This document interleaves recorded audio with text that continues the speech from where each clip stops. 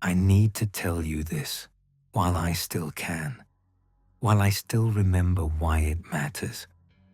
My name is Thomas Crane, and until 3 months ago, I worked security at Vatican City.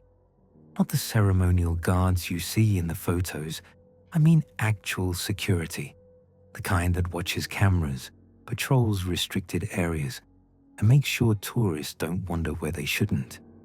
It paid well, and for a non-religious guy from Ohio, it seemed like an easy gig. Walk around one of the safest places on earth, enjoy Rome on my days off, maybe pick up some Italian. I was wrong about the safe part. For the first 6 months, the job was exactly what I expected. I checked credentials at employee entrances, monitored security feeds, and occasionally escorted visiting officials through the museums after hours. The Vatican is bigger than people think. A whole city-state with offices, libraries, archives, and residential buildings. Most of my co-workers were Italian or Swiss, but there were a few other Americans on the security team. We got along fine. The weird part started in March. I was called into my supervisor's office on a Tuesday afternoon. Father Dominic was a thin man in his 60s, always composed, the kind of priest who seemed more administrator than spiritual leader. But when I walked in that day, he looked tired, more than tired, nervous. "Thomas, sit down," he said, gesturing to the chair across from his desk. "I have a new assignment for you." I sat. "Sure. What do you need?" He folded his hands on the desk, and I noticed they were shaking slightly. "You'll be working overnight shifts in sub-level 4, starting tonight." I blinked. Sub-level 4? I didn't know we had a sub-level 4. Most people don't. He pulled out a ring of old brass keys and slid them across the desk. "The entrance is through the archives. I'll show you the way before your shift begins. You'll patrol a corridor, check the doors, and maintain presence. That's all." "That's all?" "Father, you look like you're about to tell me something else." He was quiet for a moment, then reached into his desk drawer and pulled out a rosary. Not one of the cheap tourist ones. This looked ancient, the wooden beads worn smooth, the crucifix tarnished silver. "Keep this with you at all times while you're down there." He placed it in my palm. "Father, I'm not Catholic. I'm not really anything." "It doesn't matter. Keep it with you." His eyes met mine, and I saw something in them I hadn't seen before. Fear. There are 3 rules you must follow. First, never open door 7, no matter what. Second, never respond to voices. And third, if anything feels wrong, leave the level immediately and contact me. The way he said it made my skin prickle. "What's behind door 7? "Nothing you need to concern yourself with. Just don't open it." He stood up, clearly ending the conversation. "Be at the archives entrance at 10 o'clock tonight. I'll take you down myself." I wanted to ask more questions, but something in his expression told me I wouldn't get answers. Not yet. That night, I met Father Dominic at the entrance to the Vatican's secret archives. The building was dark except for a few security lights, and the hallways echoed with our footsteps. He led me through corridors I'd never seen before, past doors marked with Italian words I didn't understand, until we reached a small wooden door that looked like it belonged in a medieval castle. He unlocked it with one of the brass keys. Behind it, stone stairs descended into darkness. "Stay close," he said, clicking on a flashlight. "Watch your step." The stairs were ancient, worn smooth in the center from centuries of footsteps. The air grew colder as we descended, and I could see my breath by the time we reached the first landing. Electric lights had been installed at some point, bare bulbs in wire cages, but they did little to push back the darkness. We passed sub-level 1. I glimpsed storage rooms and what looked like old filing cabinets. Sub-level 2 had more of the same, plus some kind of workshop area. Sub-level 3 was darker, the stone walls older, and I noticed the architecture changed. The neat Renaissance construction gave way to something rougher, more ancient, Roman maybe, or older. By the time we reached sub-level 4, the temperature had dropped at least 20 degrees. My breath came out in clouds. The stairs ended at a heavy wooden door with iron bands across it. Father Dominic unlocked it and pushed it open. Beyond was a corridor carved from living rock, about 40 feet long. Electric lights ran along the ceiling, but someone had also mounted old torch brackets on the walls, like this place was built before electricity, and they just added lights as an afterthought. 12 wooden doors lined the corridor, 6 on each side. Each door was heavy oak, reinforced with iron, and had symbols carved into the wood. Some symbols I recognized as Christian, crosses, Latin phrases. Others were older, stranger, symbols that made my eyes hurt if I looked at them too long. "You'll patrol this corridor," Father Dominic said, his voice echoing slightly. "Every hour you walk from one end to the other. Check that all doors are secure. There's a small room at the far end with a desk and chair. You can wait there between patrols." I looked at the doors. What's in these rooms? Storage, old artifacts, items deemed too dangerous or heretical for the main archives. And door 7? He pointed to the 7th door on the left. It looked like the others at first glance, but as we walked closer, I noticed differences. The lock was newer, steel instead of iron. Multiple deadbolts had been installed, and there were scratches on the wooden frame, deep gouges like something had clawed at the door from the inside. Door 7 stays locked, always. You will never have a reason to open it. Do you understand? Yeah, but what do you understand? His voice was sharp, almost angry. I understand. He handed me the key ring. I'll be available by phone if you need anything. Your shift ends at 6 o'clock in the morning. I'll come down to relieve you. He left me there, and his footsteps echoed back up the stone stairs until I couldn't hear them anymore. I was alone in sub-level 4. The first hour was quiet. I did my patrol, checking each door. They were all locked tight, the wood solid under my hand. The corridor was silent except for my footsteps and breathing. I tried not to look too closely at the symbols carved into the doors. Some of them seemed to move in my peripheral vision, though they were still when I looked directly at them. The waiting room at the end was barely a room at all, more like a niche carved into the rock, with a wooden desk, a chair, and a single lamp. I sat down and tried to read on my phone, but there was no signal this far underground. I hadn't thought to bring a book.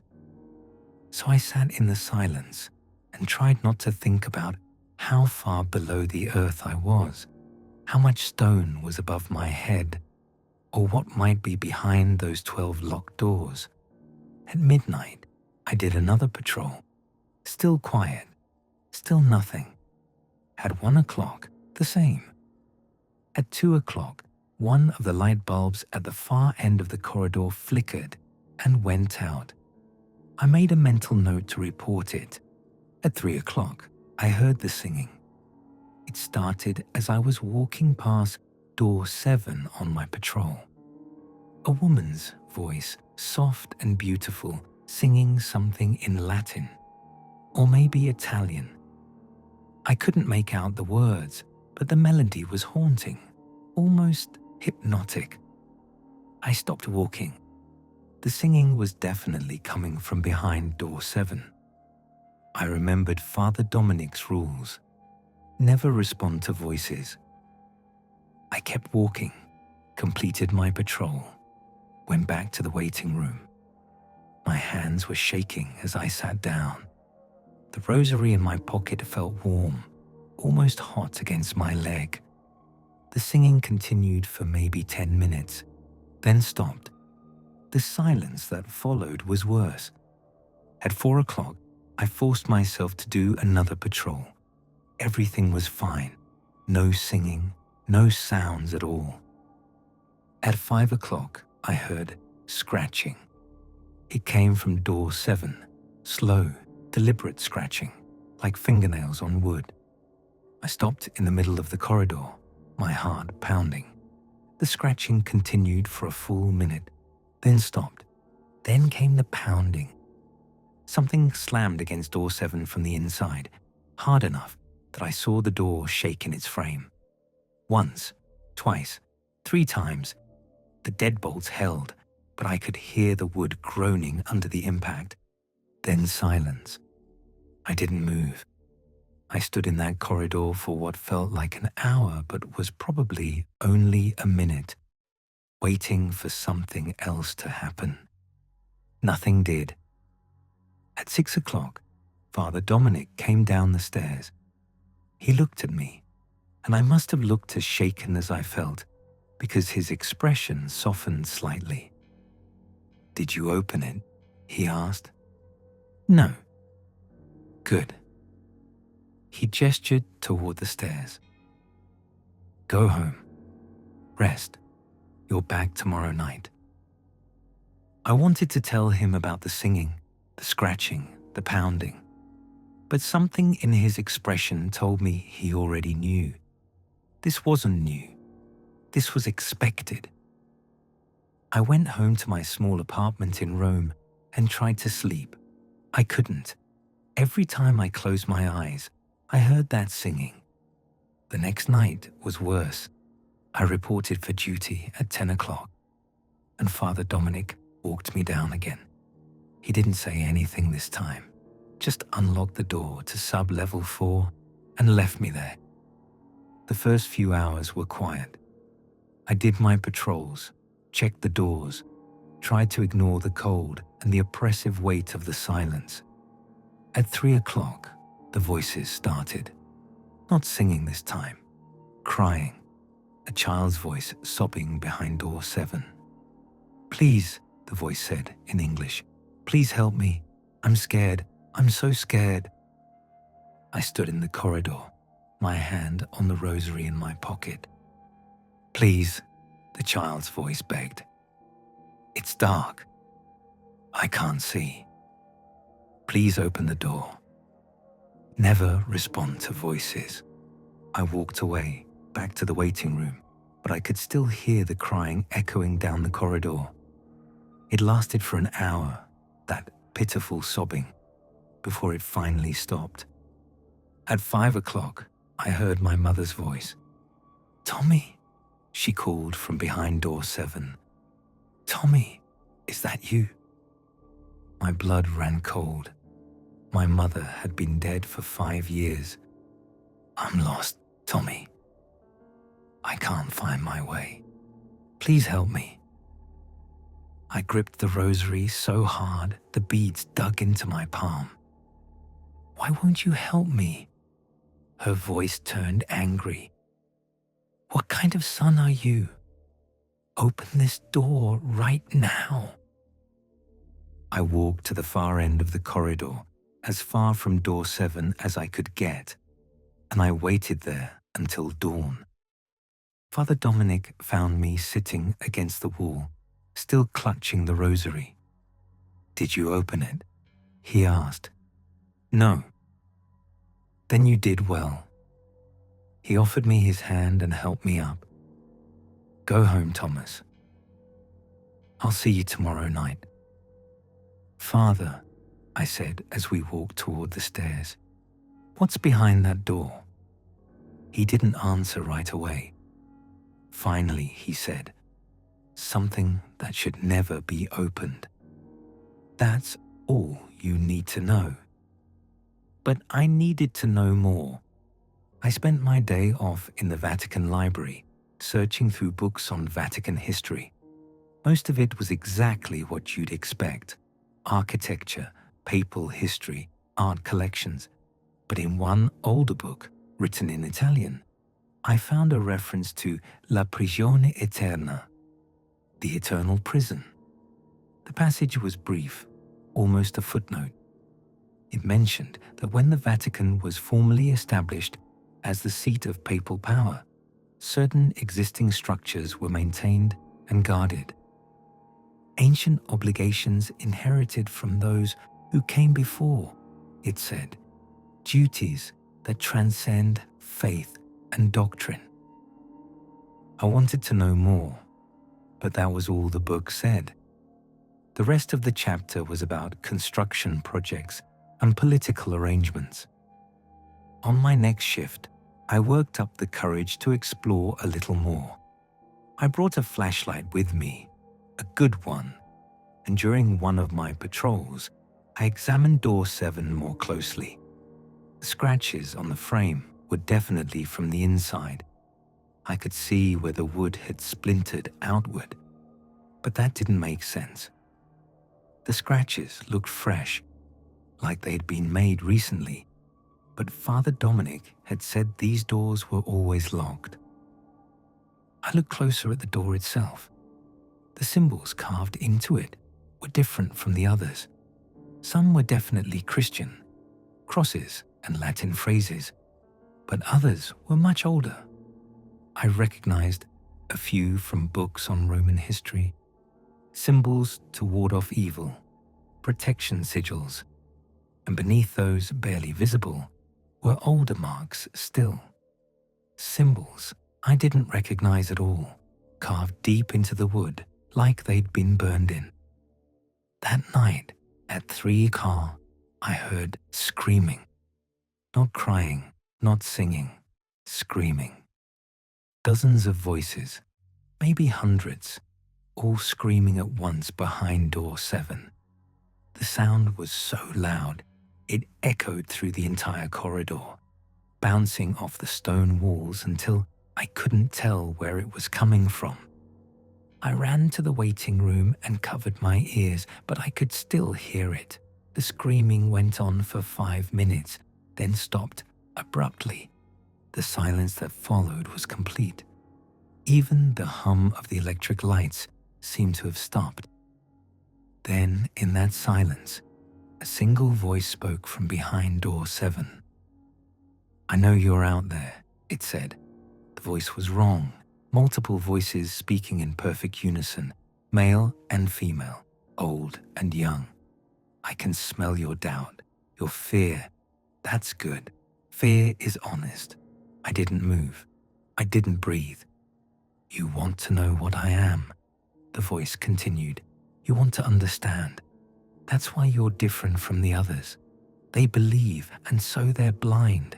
But you see. I'm not responding, I whispered to myself. I'm not engaging. You already are, the voice said, and I realized with horror that it had heard me. By listening, you acknowledge me. By fearing me, you give me shape. Do you know how long it's been since someone truly heard me? I grabbed the rosary from my pocket. It was burning hot now, almost too hot to hold, but I clutched it anyway. The voice laughed, a sound like breaking glass. That won't save you.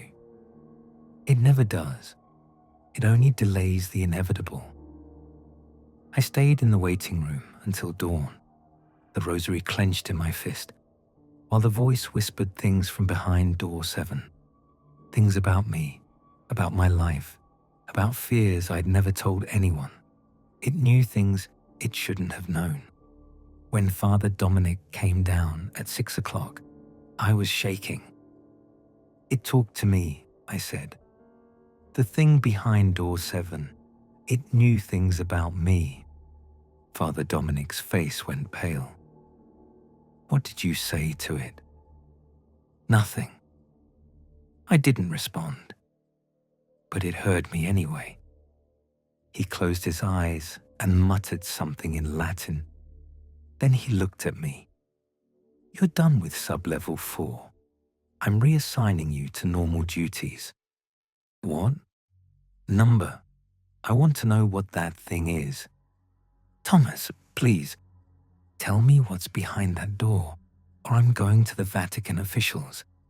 I'm going to report this." He stared at me for a long moment, then sighed. "Come with me."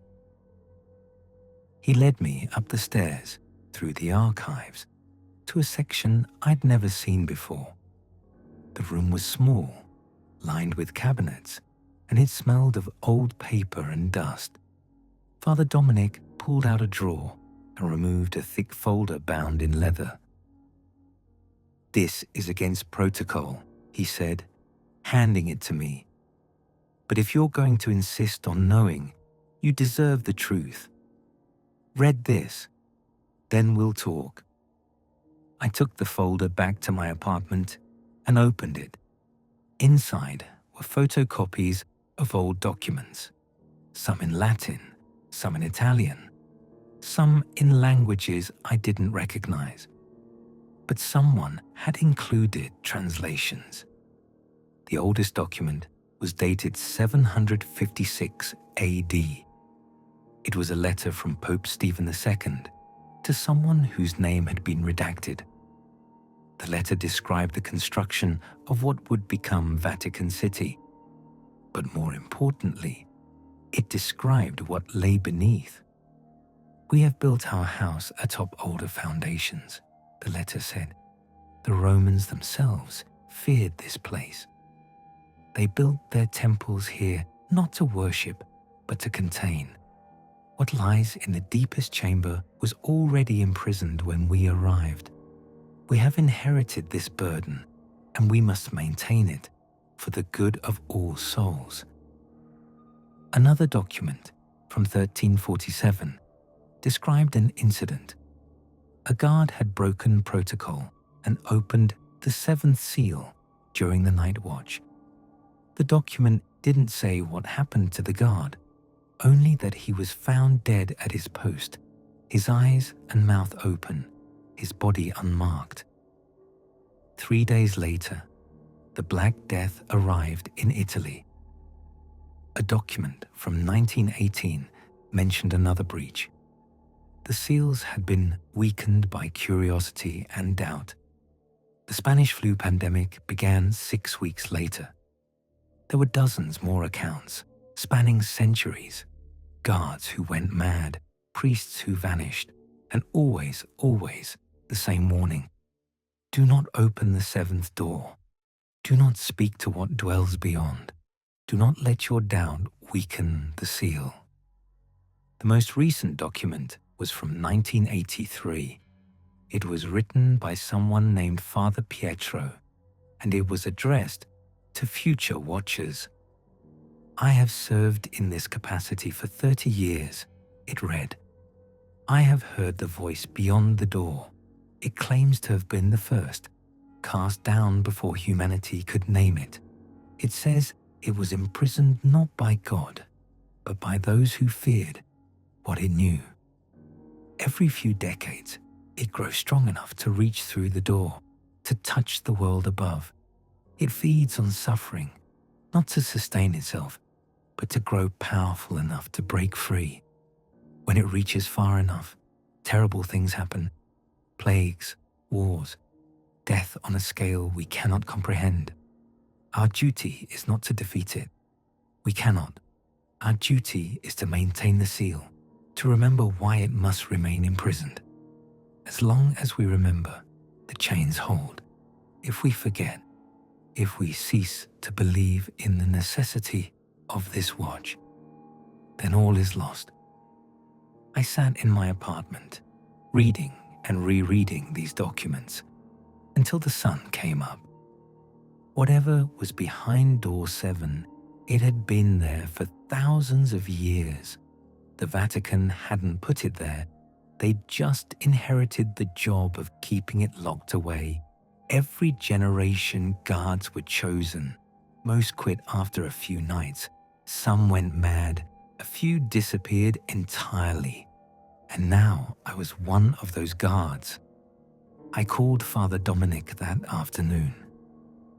I need to talk to Father Pietro. That's not possible, he said. Father Pietro passed away in 1995. Then I need to talk to someone who knows the full story. There has to be someone. He was quiet for a long moment. Meet me at the archives tonight at 8. I'll introduce you to someone. The someone was an elderly priest named Father Marco, who looked to be in his 90s. He sat in a small office deep in the archives, surrounded by books and papers. When Father Dominic introduced me, the old priest studied me with sharp, intelligent eyes. So, Father Marco said in accented English, you are the American who wants to understand. I want to know what I'm guarding, I said. He gestured for me to sit. What do you believe, Mr. Crane, about God, about the devil, about good and evil? I don't know. I'm not sure I believe in any of it. Good, he said, surprising me. The faithful make poor guards for this duty. They hear what they want to hear, see what they expect to see. But you will see it as it truly is. He pulled an old manuscript from his desk. The pages were yellowed, the writing faded, but I could see it had been maintained carefully, copied and recopied over centuries. This is the testimony of watchers, Father Marco said. Accounts from every guard who has served in sub-level 4, going back to the beginning. Do you want to know what they all say? I nodded. They all say the same thing. The entity behind door 7 claims it was first, not the first demon, the first creation, the first angel, if you believe in such things. It says it was cast down not for pride, not for rebellion, but for seeing too clearly, for understanding what it means to exist. What does that mean? Father Marco's eyes were sad. It means the entity believes existence itself is a mistake, that creation was an error. It offers what it calls mercy, a return to nothing, to the void that existed before the first word was spoken. I felt cold. That's insane. Is it? He leaned forward. Think about the world, Mr. Crane. All the suffering, all the pain, all the endless struggle just to survive. The entity looks at this and sees cruelty. It wants to end that cruelty the only way it knows how, by ending everything. And the plagues, the disasters. The entity cannot act directly. Its prison holds. But when it grows strong enough to reach through the door, to touch the minds of those above, it can influence. It can push. Small things become large things.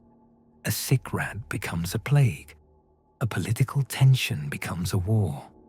It doesn't create these horrors. We do. It simply encourages them. How do we stop it? Father Marco smiled sadly. We don't. We maintain the seal.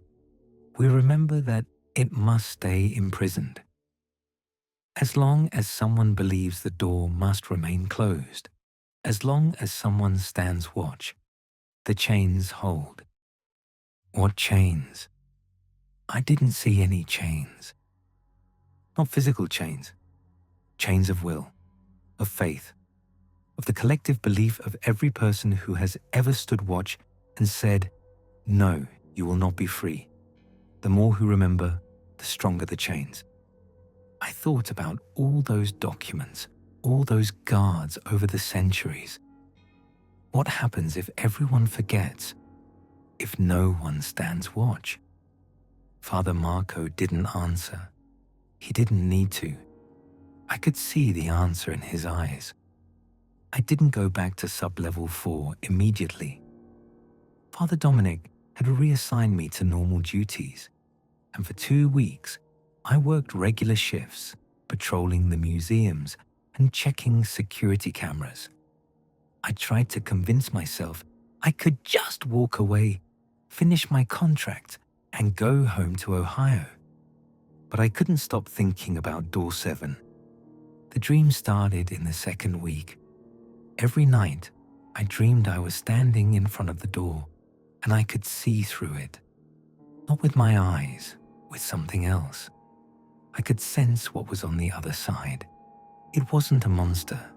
It wasn't some horned demon or grotesque creature.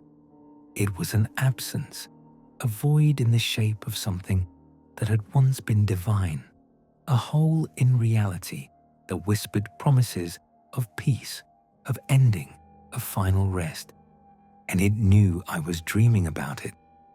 "You understand now," the voice said in my dreams. "You see what I truly am. Not evil, not good, just tired. So very tired of existence." "Why are you imprisoned?" I asked in the dream. "Because they fear the truth. That creation was a mistake. That the first word should never have been spoken. That silence is better than all this noise." "You're lying." "Am I?" The void shifted, and I felt something brush against my mind. "Let me show you." I saw things in that dream, terrible things. The history of humanity laid out like a scroll. Every war, every plague, every moment of cruelty and suffering. But I also saw the entity, saw its beginning. It hadn't been cast down for pride. It had been imprisoned because it had refused to participate, because it had looked at the act of creation and said one word, "No." The other angels had feared that refusal, that doubt, and so they had bound it, locked it away, buried it beneath layers of stone and faith and time, not to punish it, but to hide it, because doubt is contagious. I woke up screaming. That night, I called Father Dominic. "I need to talk to Father Marco again." "Thomas, it's 2 o'clock in the morning." "I know. It's important." He sighed. "I'll meet you at the archives in an hour." Father Marco was already there when I arrived, as if he'd been waiting. He looked at me and nodded. "You've dreamed of it." "How did you know?" "Because every watcher dreams of it eventually. That is how it reaches beyond the door, through sleep, through that space where belief becomes malleable." He gestured to a chair. "Sit. Tell me what you saw." I told him everything. The void, the history, the entity's claim that it was imprisoned for refusing to participate in creation. Father Marco listened, without interrupting. When I finished, he was quiet for a long time. Finally, he spoke. "There is truth in what it showed you, mixed with lies. That is how it works. It cannot lie outright. The seal prevents that. But it can show you selective truths, truths that serve its purpose. Then what's the real truth?" "The real truth," Father Marco smiled without humor. "The real truth is that we don't know. The entity has been imprisoned for so long that its origin has become myth. Did the angels imprison it? Did God? Did it imprison itself? We don't know. All we know is that it wants out, and if it gets out, terrible things happen. But why? What does it do? It does nothing. That's the horror of it. When the entity's influence is strongest, when the seal is weakest, the world doesn't end in fire or flood. It ends in silence. People lose the will to continue. Societies collapse not from war or disease, but from collective apathy. From everyone looking at existence and asking, why bother? At the same time, in the same moment. That's what it means by mercy, I said, understanding. It wants to give everyone what it was denied, the choice to refuse. Yes, and if everyone refuses at once, then all of this, he gestured around us, all of this simply stops. Not destruction, just cessation. I felt sick. How do you fight something like that? You don't fight it, you endure it. You remember that existence, for all its suffering, is also everything else. Joy, love, beauty, hope. The entity cannot understand these things, and so it dismisses them. But they are real. They are worth maintaining. That is why we stand watch. Before I could ask anything else, Father Dominic's phone rang. He answered it, his expression growing grave as he listened. When? He asked. Then, we're on our way. He hung up and looked at Father Marco. There's been an incident in sub-level 4. We ran. By the time we reached the entrance to the sub-levels, there were already priests and security personnel gathered. I recognized the head of Vatican security, a Swiss guard captain named Weber, coordinating the response. What happened? Father Dominic demanded. Weber's face was grim. Maintenance crew reported water damage in sub-level 3. They were granted access to make repairs. One of them entered sub-level 4 without authorization. My blood ran cold. Door 7. The man touched the door. That's all we know. His crew brought him up. He's being treated now, but Weber trailed off. You should see for yourself. They'd set up a medical area in one of the archive rooms. The man, his name tag said Giovanni, lay on a cot, his eyes open but unfocused. His right hand, the one he'd used to touch the door, was blackened. Not burned, blackened. Like something had drained all the life from it. The blackness was spreading. Dark veins ran up his arm, creeping toward his shoulder. 2 priests stood over him, praying in Latin. Giovanni didn't seem to notice.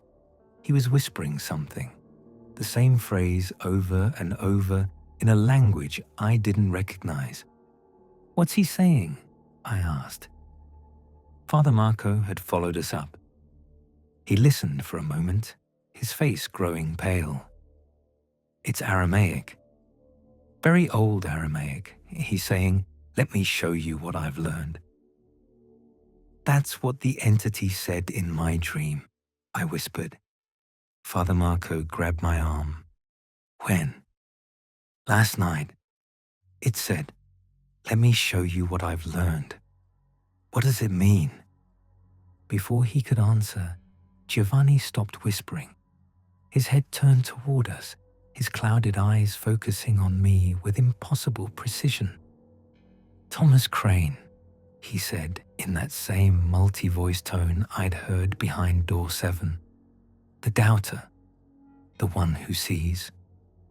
Get away from him, Father Marco said, pulling me back. Giovanni sat up. The priests tried to restrain him, but he shoved them aside with strength that shouldn't have been possible.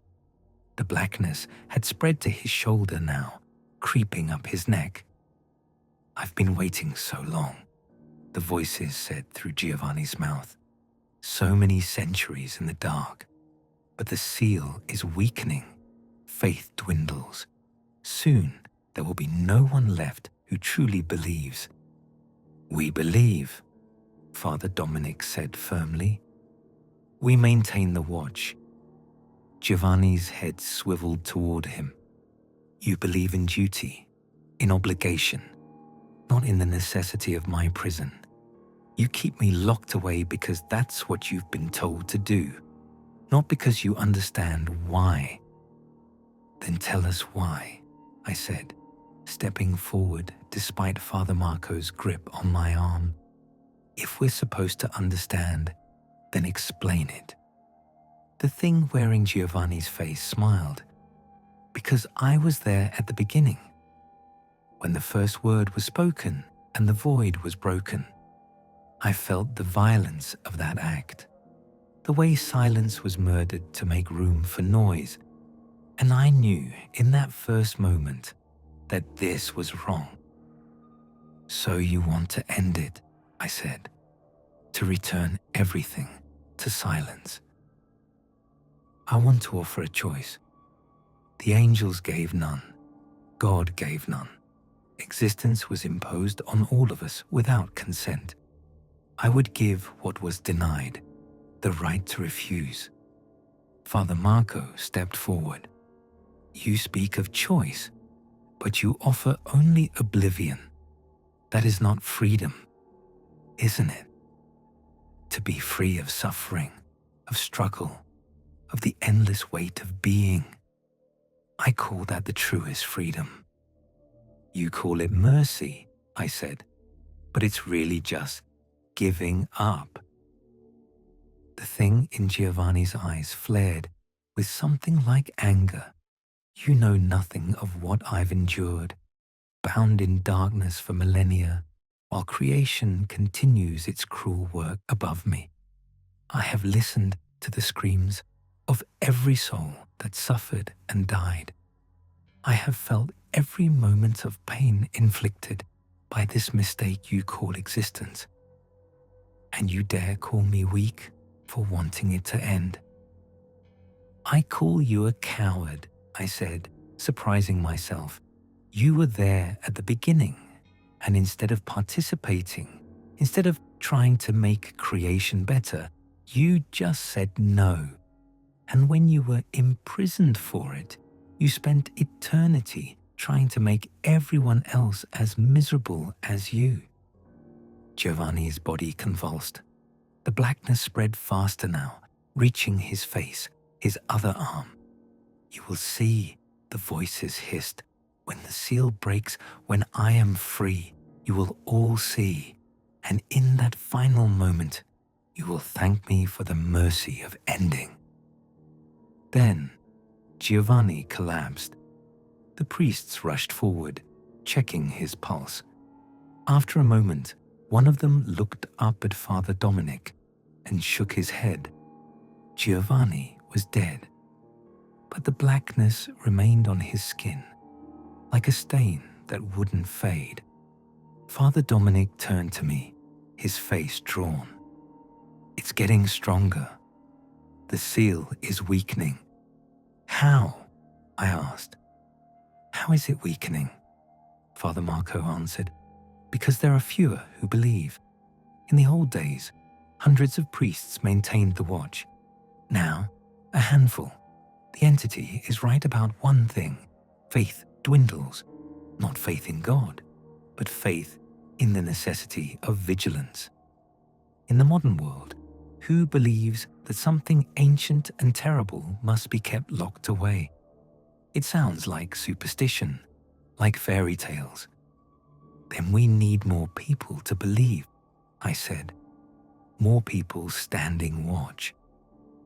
It's not that simple, Father Dominic said.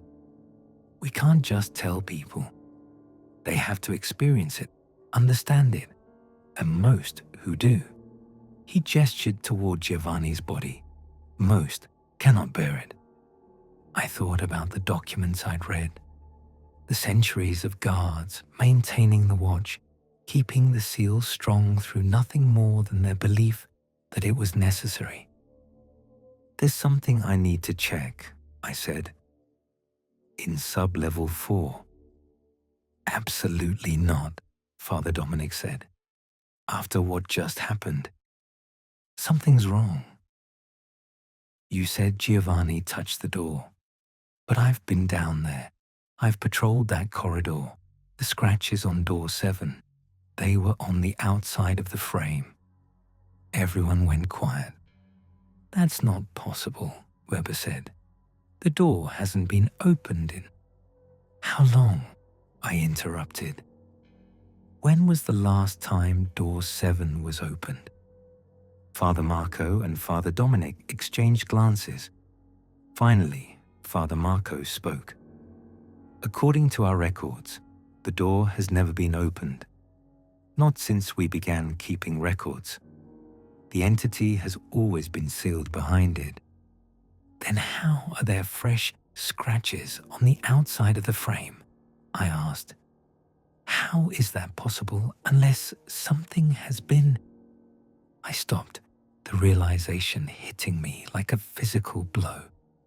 "Unless the door opened from the inside," Father Marco finished, his face going white.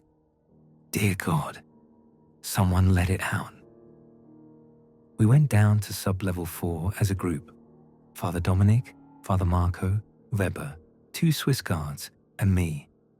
No one spoke as we descended the ancient stairs. The temperature dropped with each level until our breath clouded in the air. When we reached the heavy door to sub-level 4, Father Dominic unlocked it with shaking hands. The corridor beyond was freezing. Frost had formed on the stone walls, and the electric lights flickered weakly. All 12 doors were rattling in their frames. "This is wrong," Weber said, his hand moving to the pistol at his hip. "Doors don't just—" Door 7 stopped rattling. In the sudden silence, we heard a sound, metal scraping on stone, the sound of chains dragging across a floor. But when we looked at door 7, it was still closed, still locked. The deadbolts were secure. The sound was coming from inside. "The chains," Father Marco whispered. "The entity spoke of chains." We always assumed it was metaphorical, but door 7 opened. Not violently, not with the crash I would have expected. It simply swung open on its hinges, slow and deliberate, as if pushed by an invisible hand. Beyond it was darkness, not the ordinary darkness of an unlit room, but absolute darkness, the kind that seemed to swallow light rather than simply lack it. And in that darkness, something moved. "Everyone back," Weber commanded, drawing his weapon. "Now." But I couldn't move. None of us could. We stood transfixed as something emerged from door 7. It wasn't a creature. It wasn't a monster. It was an absence, a void shaped roughly like a human figure. And where it moved, the air itself seemed to die. The lights nearest to it went out. The frost on the walls melted and evaporated. And I felt something in my chest grow cold. It was sucking the life out of the air itself. "Finally," the multi-voice said, emanating from the void. "After so long, so very long." The Swiss guards fired their weapons. The bullets passed through the void and hit the wall behind it, accomplishing nothing. "You cannot harm me with weapons," it said. "I am not flesh. I am not matter. I am the spaces between, the silence beneath the sound, the nothing that existed before the something." Father Marco stepped forward, clutching his rosary. "In the name of—" "Names have no power over me," the void interrupted. "I was before names, before words, before the first syllable was uttered into the formless dark. It moved closer, and I felt the cold in my chest grow deeper. It was hard to breathe, hard to think, hard to remember why any of this mattered. "Do you feel it?" the void asked. "The weight lifting, the burden of existence beginning to ease? This is what I offer. Not destruction, not pain, just rest. Final, eternal rest." Father Marco collapsed to his knees, his rosary slipping from his fingers. Weber and the Swiss guards fell next, their weapons clattering on the stone floor. Even Father Dominic swayed, his eyes glazing over. Only I remained standing, and I didn't know why. The void turned its attention to me. "You, the doubter, why do you resist?" I reached into my pocket. The rosary Father Dominic had given me was burning hot now, so hot it should have been hurting me. But I felt no pain. I pulled it out. The wooden beads were glowing with a soft light. "Interesting," the void said, and for the first time I heard emotion in those multiple voices. Curiosity. That one has been held by many, carried by centuries of watchers. It remembers their faith. "Their faith," I said, my voice rough. "Not mine. You have none to give. You believe in nothing. I believe in this." I held up the rosary. "I believe that for centuries, people stood watch. They maintained the seal. They remembered you needed to stay imprisoned. And I believe that meant something. Belief is not understanding. You don't know why I must be sealed. You only know that you've been told I must." "You're right," I said. "I don't understand. I don't understand why you were imprisoned. I don't understand what you really are or what you really want. But I understand this. If letting you out meant the end of everything, then thousands of people over thousands of years were right to keep you locked up." The void seemed to study me. "You would maintain a prison based on nothing but the faith of those who came before you? Without understanding? Without knowledge?" "Yeah," I said. "I guess I would. Because maybe they knew something I don't. Maybe their faith was earned through experience, through seeing what happens when you get too close to freedom." I stepped forward, holding the rosary out. The glow grew brighter. "You cannot bind me with that," the void said. But there was something in its voices now. Uncertainty. "Maybe not alone," I said. "But I'm not alone." I thought about all the guards who had stood watch, all the priests who had maintained the seal, all the people who had looked into the darkness and said, "No further." Their faith wasn't in God or angels or divine authority. Their faith was in the necessity of the watch itself, in the belief that some things must be contained, not because we understand them, but because the cost of understanding might be too high. The rosary grew hotter in my hand, brighter. Behind me, I heard Father Marco stirring, whispering prayers. Then Father Dominic, then the others. One by one, they were standing up, their own rosaries in hand, their voices joining in ancient words I didn't understand.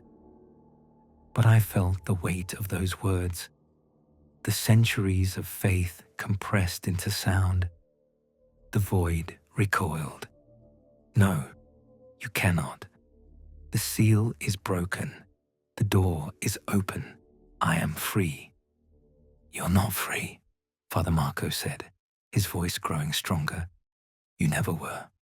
You're as bound by your refusal as we are by our duty.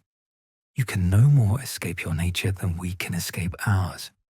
The void screamed, a sound like reality tearing, and rushed toward the door. I moved without thinking.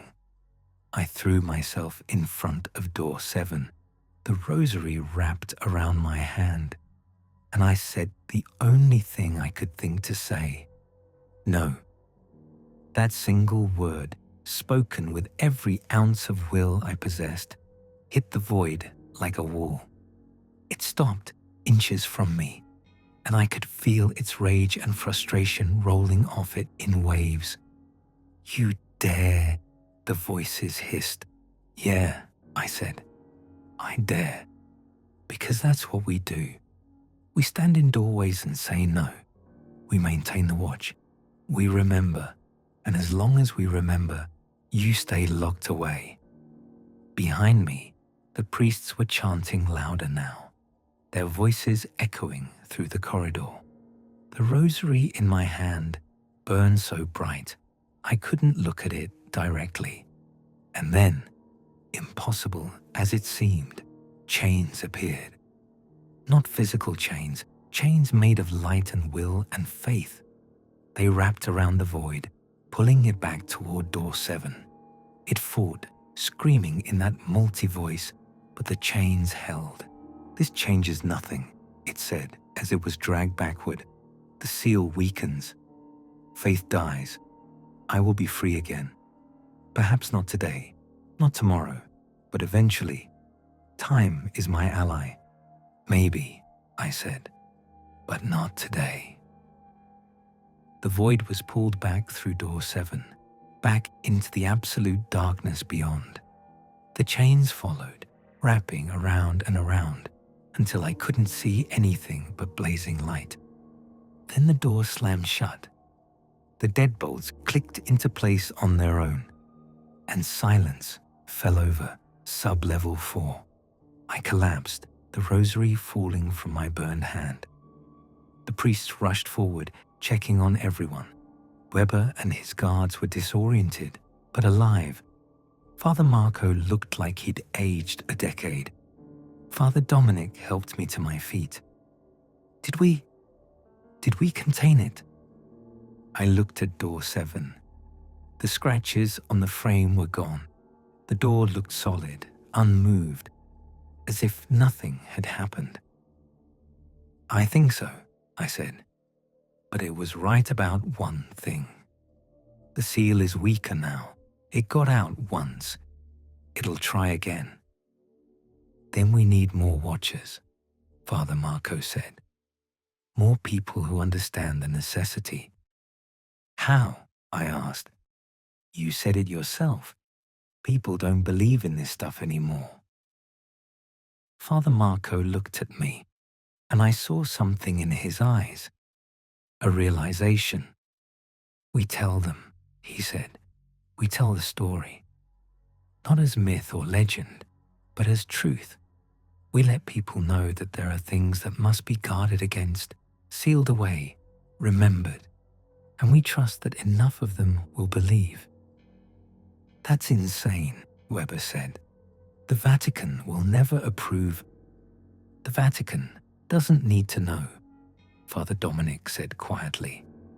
"This watch has existed longer than the Vatican. It will exist after. The Church is simply the current guardian." He looked at me. "Thomas, you're free to go. You've done more than anyone could ask. But if you stay, if you help us maintain the watch, we can teach you everything we know." I thought about going home to Ohio, about forgetting all of this, about living a normal life. Then I thought about the void and what it represented, the temptation to just give up, to say the struggle isn't worth it. "I'll stay," I said, "but only for 6 more months. And you need to train someone to replace me. This can't depend on 1 or 2 people. You need a system." "Agreed," Father Marco said. "We'll find others. People who can bear the knowledge without breaking. It won't be easy." It wasn't. I spent the next 6 months in sub-level 4 maintaining the watch. Father Marco and Father Dominic trained 2 new guards. a former soldier named Paolo, and a young priest named Father Thomas. I taught them everything I'd learned, the sounds the entity makes, the tricks it uses, how to resist when it speaks directly to your mind. We also discovered something important. The entity couldn't reach anyone who was warned about it beforehand. If you knew what to expect, if you understood the game it was playing, you could resist. Faith wasn't required, only knowledge and will. After 6 months, I left Vatican City. I came back to the States, to Ohio, to a normal life. But I kept the rosary. Father Dominic had given it to me permanently, said I'd earned it. And sometimes, at 3 in the morning, I wake up. I hear singing in the distance, or crying, or that multi-voice whispering my name. The entity's reach isn't limited by distance, I've learned. It can touch anyone who knows about it, anyone who has looked into that darkness and seen what lies there. But that touch works both ways. As long as I remember, as long as I maintain my belief that door 7 must stay closed, I'm part of the seal. I'm one of the chains holding it in place. Father Marco was right. The more who remember, the stronger the chains. That's why I'm posting this, why I'm telling you all of this. The Vatican has its watchers. They maintain the physical seal, patrol the corridor, keep the door locked. But the real seal, the one that truly matters, is made of faith and memory and will. It's made of everyone who knows about the entity and believes it must stay imprisoned. By reading this, by believing me, you become part of that seal. You don't have to be religious. You don't have to understand the theology or the history. You just have to remember that there's something locked away beneath the Vatican, something that has been imprisoned since before recorded history, and you have to believe it needs to stay there. The entity was right about one thing. Faith is dying in the modern world. Fewer people believe in the old ways, the old duties, and as faith dies, the seal weakens. But belief isn't the same as faith. You don't have to have faith in God or angels or divine authority. You just have to believe that some things should stay locked away, that vigilance matters, that the watch must be maintained. If you've read this far, if you believe any part of what I've told you, then you're part of the seal now too. The entity can never be destroyed. We learned that centuries ago. But it can be contained. It can be remembered into its prison. So remember that beneath Vatican City, in sub-level 4, behind door 7, something ancient waits in darkness. Remember that it wants out. Remember that it must never be freed. And if you ever wake up at 3 in the morning and hear singing or crying or voices that sound wrong, don't respond. Don't engage. Just remember why that door must stay closed. Keep watch. We're all watchers now.